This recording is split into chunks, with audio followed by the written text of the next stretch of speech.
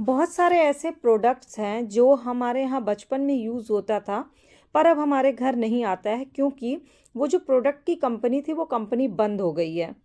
शायद आपको कोई ऐसा प्रोडक्ट का नाम याद हो तो मुझे नीचे कमेंट सेक्शन में ज़रूर बताइए। जैसे कि मुझे एक डालडा कंपनी याद है जो कि अब हमारे घर में नहीं आता है।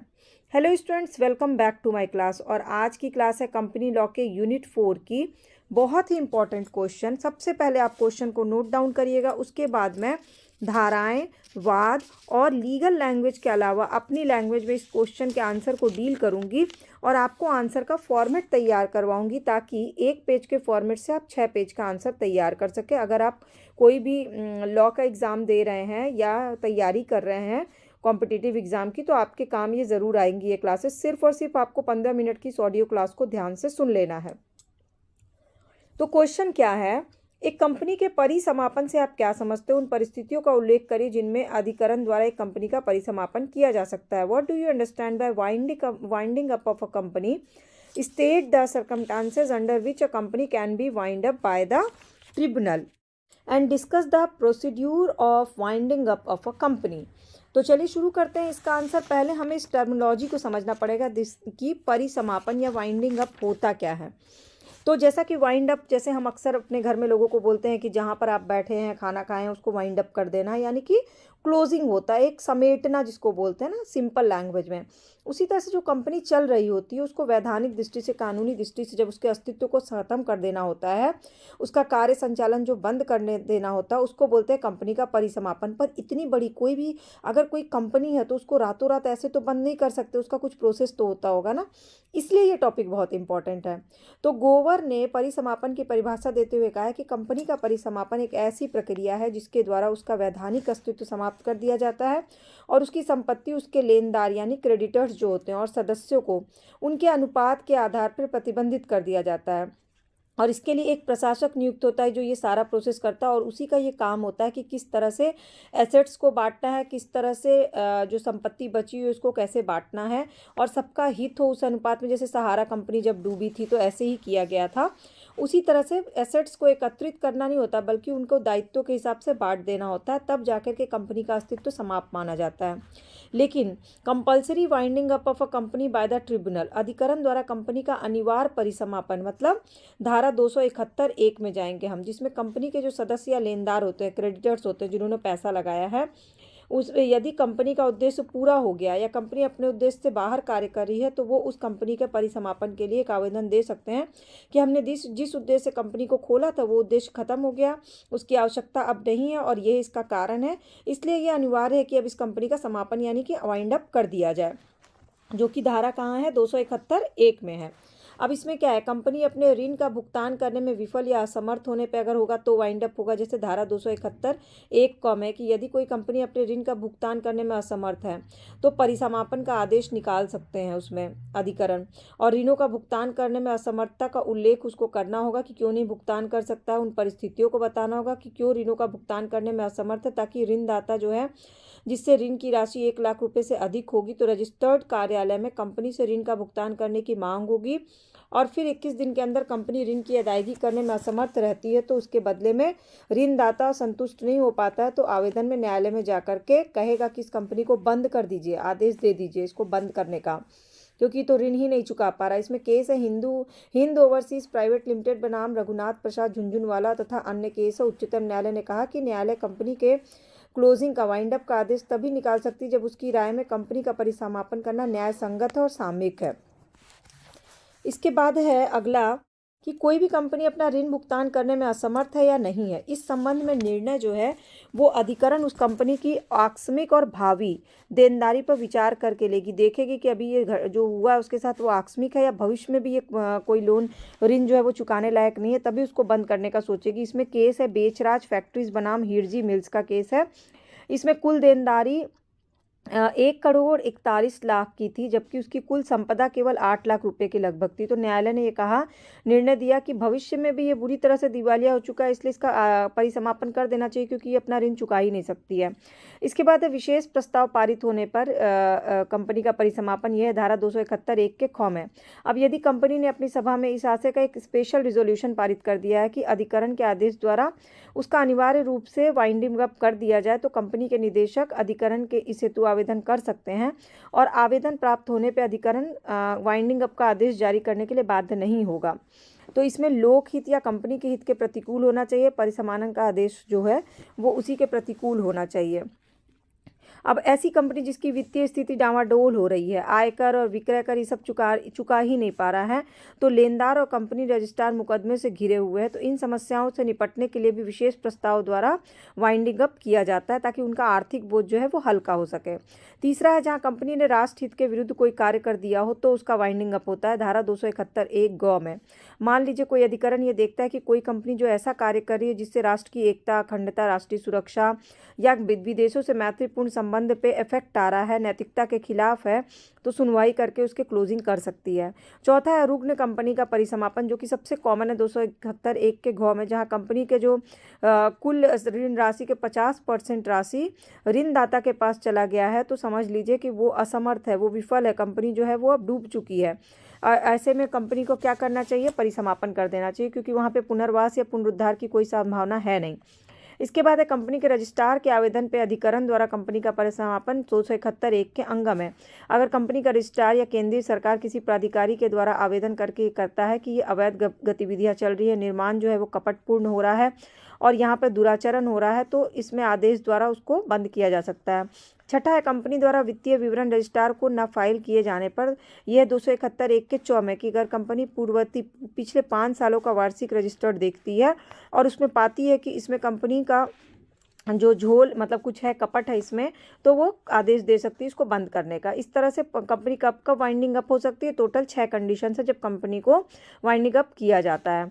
इसके बाद अगर वाइंडिंग अप कर दिया गया तो उसका परिणाम क्या होगा, तो जब कंपनी का परिसमापन का आदेश दे दिया जाता है तो ये तत्काल प्रभावी हो जाता है। तो कंपनी की जितनी भी संपत्ति हैं, जितने भी एसेट्स हैं, वो सब समापन के बाद उसी में निहित हो जाते हैं। जैसे मूलचंद रस्तोगी बनाम एलोडीएल केमिकल मैन्युफैक्चरिंग कंपनी लिमिटेड का केस है 22, इसमें इलाहाबाद उच्च न्यायालय ने निर्णय दिया कि परिसमापन का आदेश पारित हो जाने पर यदि कंपनी इस तथ्य को छिपाकर निष्पादन न्यायालय से समझौते का आदेश प्राप्त कर लेती है, तो इसके आधार पर परिसमापन का आदेश वापस नहीं लिया जा सकता है और वह निर्बाध प्रभावी होगा।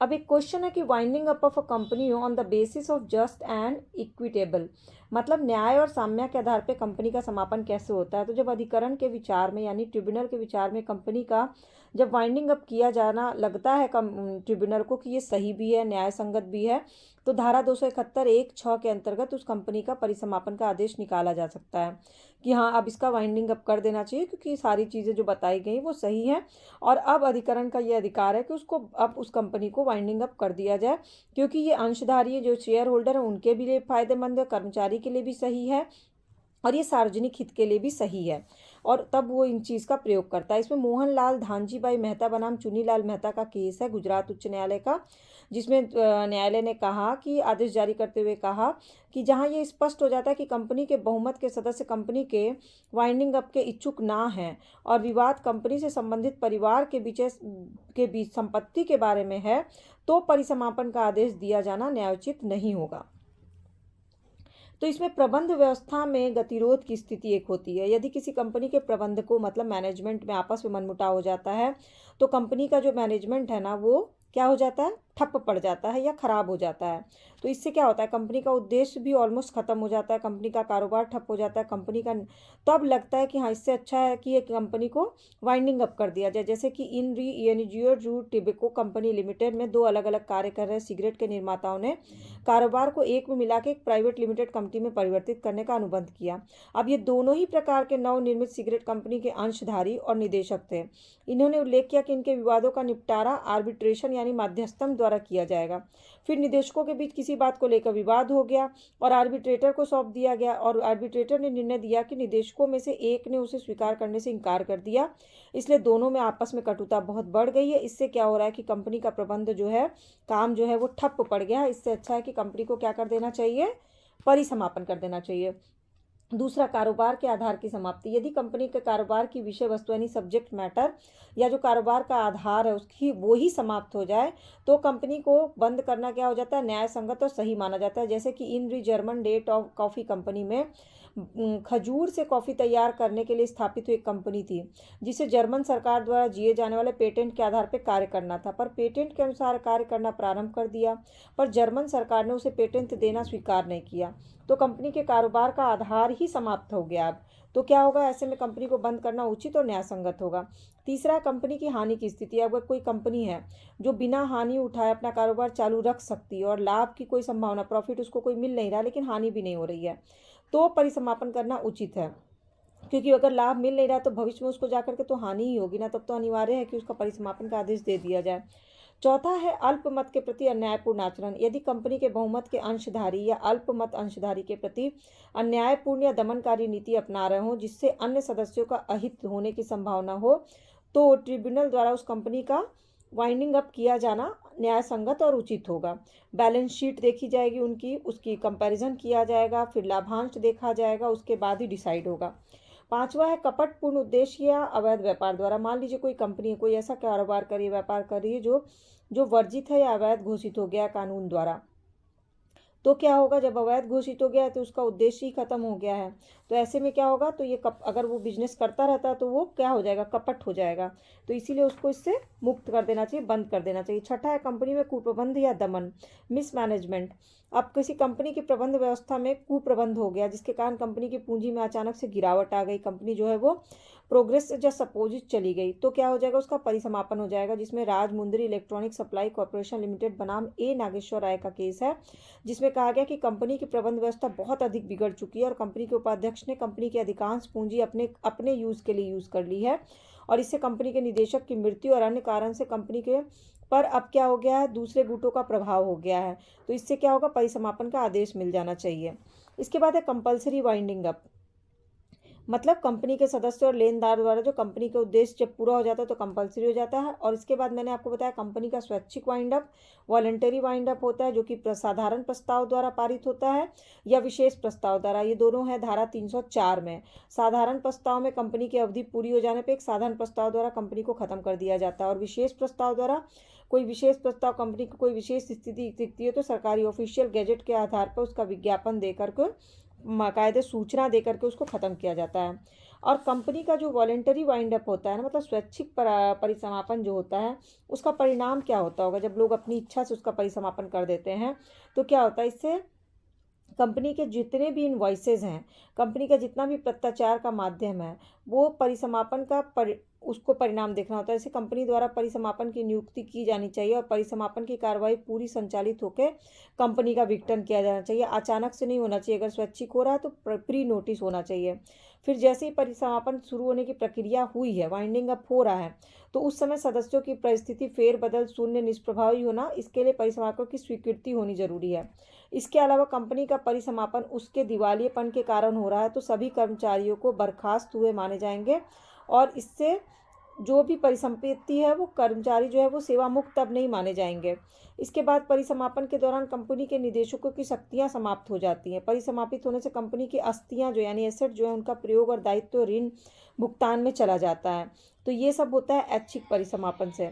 तो इस तरह से हमने क्या समझा, परिसमापन यानी वाइंडिंग अप, और वाइंडिंग अप का मतलब क्या है, वाइंडिंग अप कैसे किया जाता है, वाइंडिंग अप के लिए ट्रिब्यूनल कैसे वाइंडिंग अप करता है, सर्कमस्टांसेस क्या होते हैं, प्रोसेस क्या होते हैं, कंसिक्वेंसेस क्या होते हैं और कंपलसरी वाइंडिंग अप क्या होता है, ये सारी चीज़ें आज के आंसर में मैंने डील कर दिया है। अब इसमें आपको कोई भी डाउट, क्वेरी, क्वेश्चन रह गया होगा तो नीचे कमेंट सेक्शन में मुझसे पूछ लीजिएगा। आपको मेरी क्लासेस कैसी लगती है नीचे कमेंट सेक्शन में ज़रूर बताइएगा। और अगर आपको समझ में आ रहा हो क्लासेस तो सब्सक्राइब या फॉलो बटन को क्लिक कर लीजिएगा ताकि सारी क्लासेस की अपडेट फ्री ऑफ कॉस्ट मिल जाए। जो लॉ डाइजेस्ट सीरीज़ आती है उसके साथ साथ मैं एक किताब के साथ इसको कवर कराने की कोशिश करती हूँ। इसको अगर आपको क्लासेस फास्ट लगती है तो स्लो मोशन में करके सुन के आप इसका एक फॉर्मेट तैयार कर लीजिएगा और उसके बाद सिर्फ रिवीजन करिएगा। धाराएं, धाराओं के आगे कीवर्ड्स और नीचे उसका वाद लिख लीजिएगा, तो एक पेज में इस क्वेश्चन का आंसर स्ट्रक्चर बन जाएगा। अगर आपको स्ट्रक्चर बनाना नहीं आता है तो भी मुझे कमेंट करके बताइएगा, मैं आपसे स्ट्रक्चर भी शेयर कर दूंगी ताकि आपको और ज़्यादा हेल्प मिल जाए।